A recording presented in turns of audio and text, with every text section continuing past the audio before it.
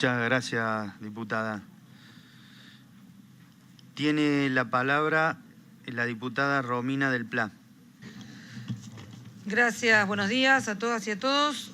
En primer lugar, quiero plantear que justamente la presencia de los secretarios ratifica el reclamo que hemos planteado desde nuestro bloque y de otros bloques de que estos temas de la ley ómnibus tan abarcativos y también, bueno, colateralmente del DNU, que obviamente se toca en muchos de los aspectos, deberían ser tocados en un montón de comisiones que no se han constituido. Educación, familia, niñez y adolescencia, cultura, entre otros, que son también donde debería haber un tratamiento a fondo y por eso insistimos con la validez de la presentación que hemos hecho. En segundo lugar, que justamente se cruzan con todo lo que aquí se ha expuesto hoy, el reclamo de que también vengan el ministro Caputo, Sturzenegger, Pose y otros funcionarios, porque no podemos hablar ni de la defensa de la educación, ni de la defensa de las infancias, y mucho menos de la cultura,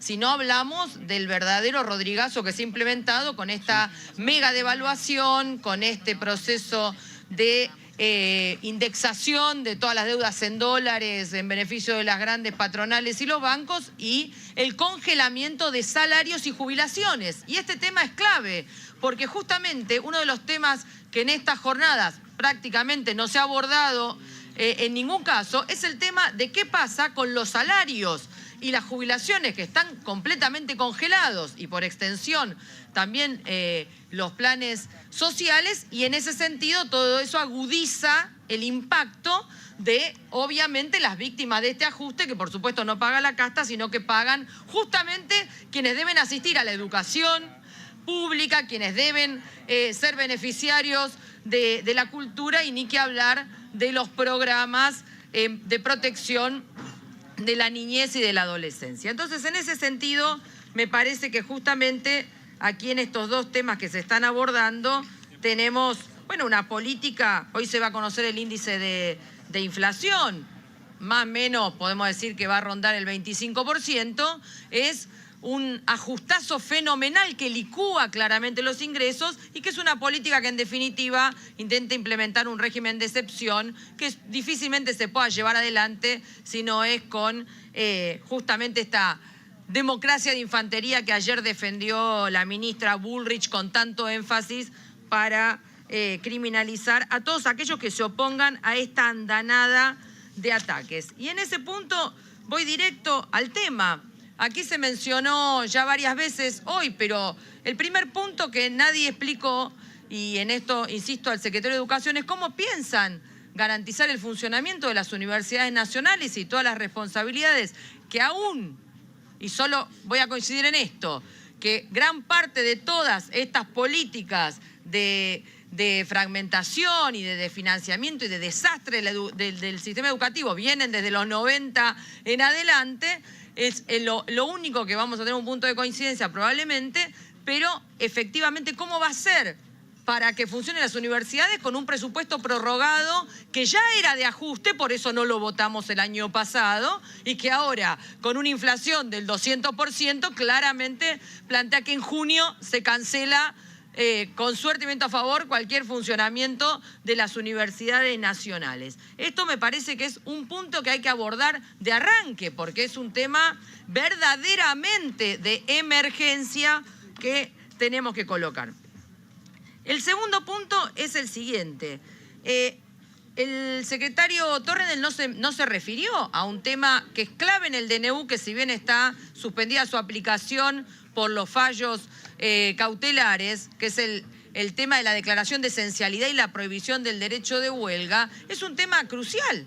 En educación es crucial, todo lo contrario a lo que dijo Finocchiaro. Si hay algo por lo cual se ha puesto un límite al desastre de las reformas antieducativas que se han ido aprobando en los 90 a la fecha, ha sido porque la docencia se ha organizado y el estudiantado nos hemos organizado, hemos luchado, hemos defendido la educación que todos los gobiernos privatistas pretendieron demoler integralmente. Y en este sentido me parece clave que aclare lo siguiente, porque yo creo que el capítulo educación tiene tres aspectos cruciales. en esta ley ómnibus. La primera es que ataca a la docencia porque elimina una conquista del año 58, que es la estabilidad en el cargo.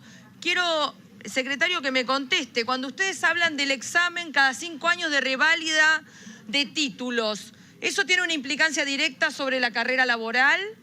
¿Cómo lo tienen pensado? Porque si es así, está claro que va en contra del Estatuto Nacional y de todos los estatutos y las leyes provinciales que garantizan la estabilidad en el cargo y que es una cuestión básica para defender algo que tiene que ver con una enseñanza crítica, realmente profunda, científica, de avanzada, que no podría desenvolverse plenamente en condiciones de precariedad que sin embargo ha ido avanzando plenamente. El segundo aspecto que tiene es un avance feroz en todo el proceso privatizador, porque el examen de egreso en la secundaria ignora que los docentes evaluamos permanentemente. ¿Por qué necesitamos un examen de egreso al final si los docentes evaluamos todos los meses, todos los cuatrimestres, todos los años a todos los alumnos?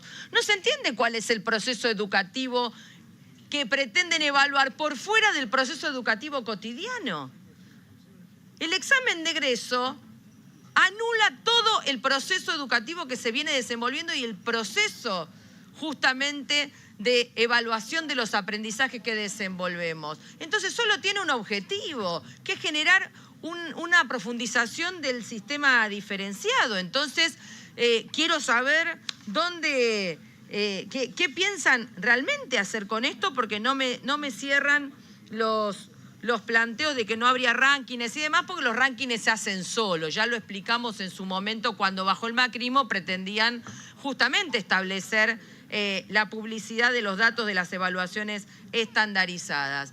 Y justamente, fíjense cómo es el inconsciente a veces, el capítulo sobre universidades públicas se denomina universidades privadas. Es muy llamativo, ¿no?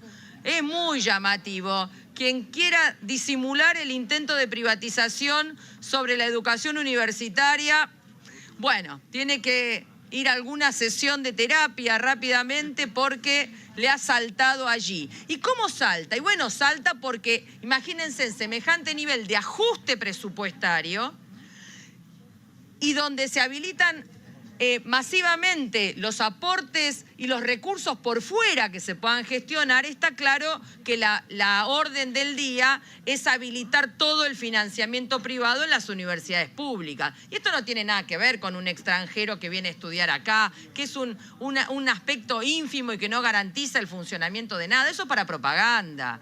Es para decir, bueno, le estamos cobrando a alguien algo. Es el principio del arancelamiento que empieza a avanzar y también el principio de que, por ejemplo, como ya ocurre en varias universidades y nosotros lo hemos planteado sistemáticamente, las mineras sean las que financian para después tener un estudio de impacto ambiental que diga que es bárbaro lo que hacen las megamineras en lugar de la contaminación que realmente generan y así sucesivamente. Pero el otro punto que parece inocuo, inocente y no lo es el capítulo donde las cooperadoras escolares pueden publicitar quiénes son los que hacen aportes.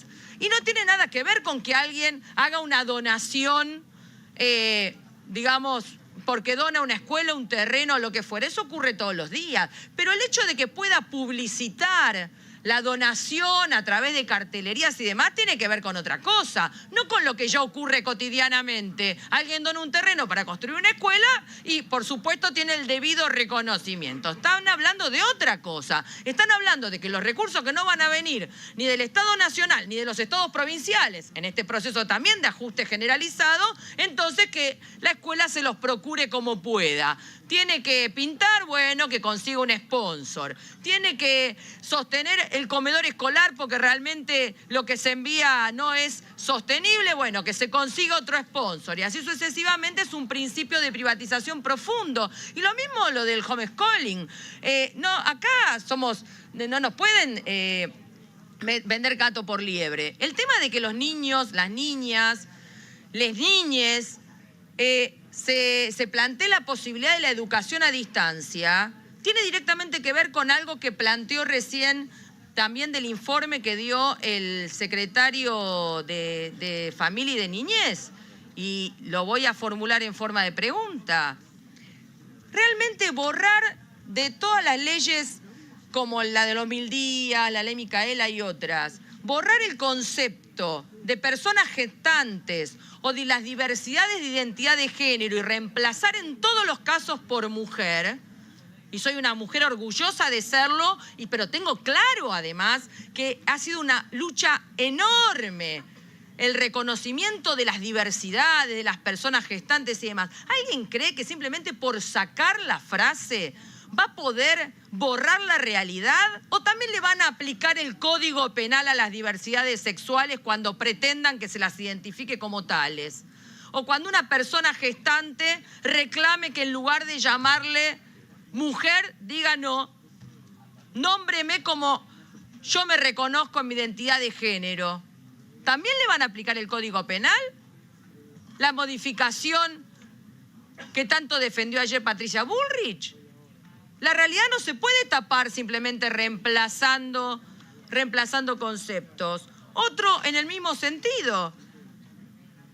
¿Realmente piensa el secretario de Familia que reemplazando el concepto violencia de género o violencia por cuestiones de género por violencia intrafamiliar únicamente puede tapar la realidad de la violencia, de los crímenes de odio, de los transfemicidios, de todo lo que se ha reconocido no solo en nuestro país, sino a nivel internacional? No puede tapar la realidad, pero es una voz de orden para que efectivamente se pueda avanzar en eso sin ningún tipo de cuestionamiento. ¿Cree que hay una diferencia muy grande entre denominar solamente violencia intrafamiliar al arcaico y patriarcal concepto del crimen pasional?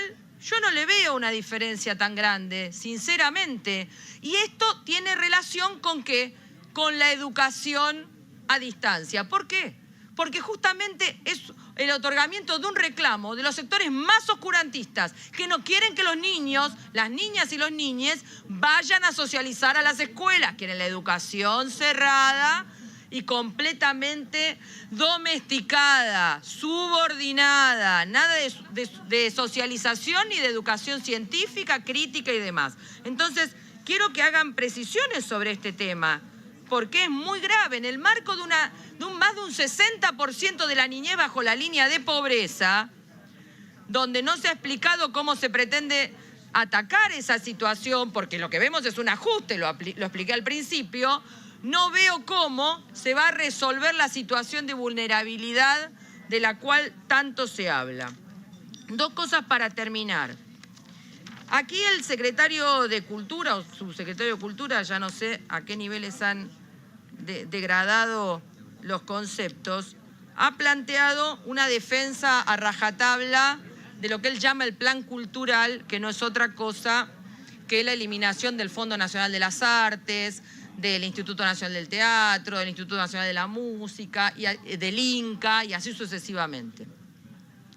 Miren, nosotros tenemos un concepto muy fuerte. Entendemos dos cuestiones, que la existencia de esos institutos tiene una razón de ser, que es la defensa del arte independiente. ¿Por qué?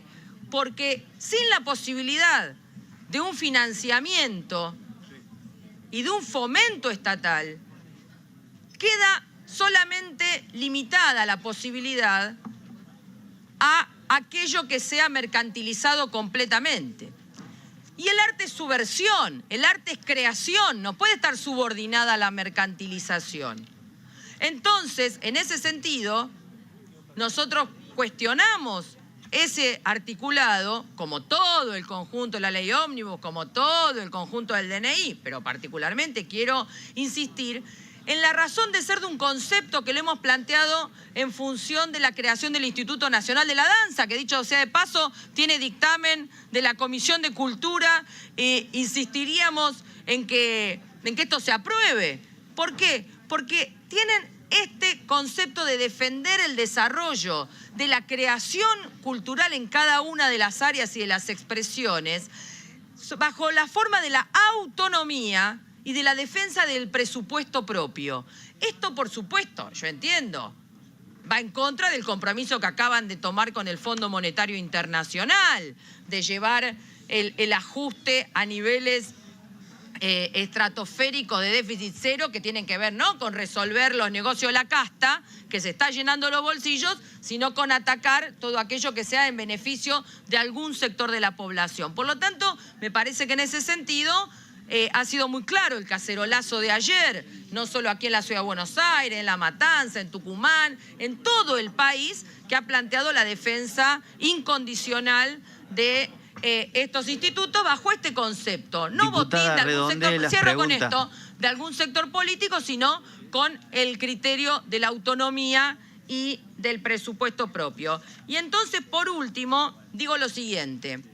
El salario, que aquí justamente el ex ministro Finocchiaro ha defendido tanto que no hay que fijar ningún criterio, nosotros planteamos, como tenemos los proyectos de ley presentados, que al revés incluso de los límites de este convenio marco de la paritaria nacional, es la única manera de evitar no las huelgas, sino los problemas que generan los conflictos, es que haya un salario básico unificado nacional equivalente a la canasta familiar y que sobre esa base efectivamente se puedan garantizar no solo el ingreso de las y los docentes, sino también el financiamiento desde el ámbito nacional del funcionamiento de la educación básica en las provincias, porque si no va a seguir ocurriendo lo que ocurre sistemáticamente. Todos los días, todos los años, una provincia se nos cae del mapa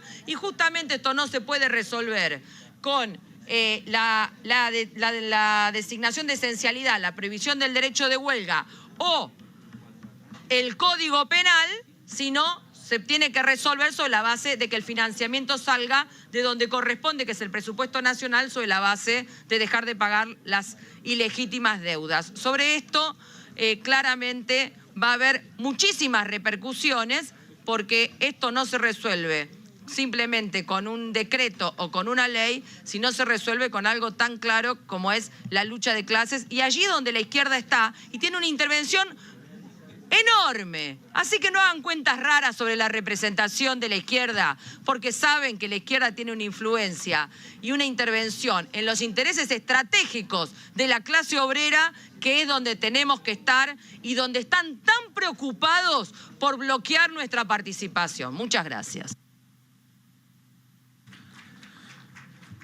Bueno, les pido por favor preguntas para que de esa forma ocupemos el tiempo con los funcionarios y haciendo las preguntas pertinentes. Le voy a ceder la palabra a los secretarios para que respondan las preguntas, si les parece. Bueno, creo que es el examen más